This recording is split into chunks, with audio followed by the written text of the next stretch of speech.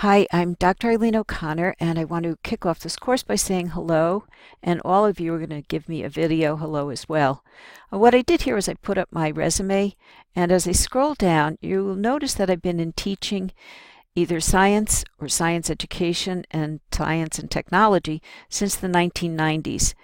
At the same time, I had a consulting business, which I've worked with K-12 schools directly, working in high-need schools, particularly in Albany and Troy.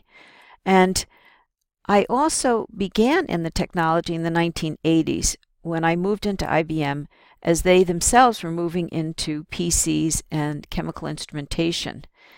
You know, what brought me to IBM was the fact that before then I had worked in both industry and government as a chemist.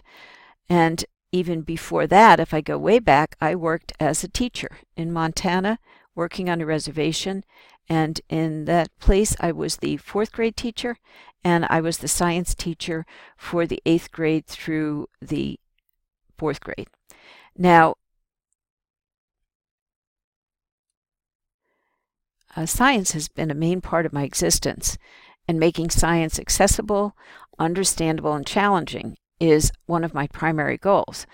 Now, why do I still do this? Well, you can see here is part of my family. This picture is about 4 years old, and I tend to see the world through the future eyes of the youth. Not only do I work with my own family, but I've worked with a group in Africa. Here's a young man that I've worked with trying to help bring education and funding over to the suffering people in South Sudan. So we'll be working together and sharing both in text and video.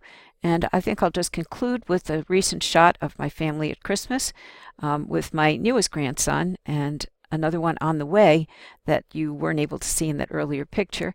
And I'm looking forward to working with all of you and getting to know something about you and the people important in your life, but mostly about the ways that you're going to use science to help improve the future of the entire world.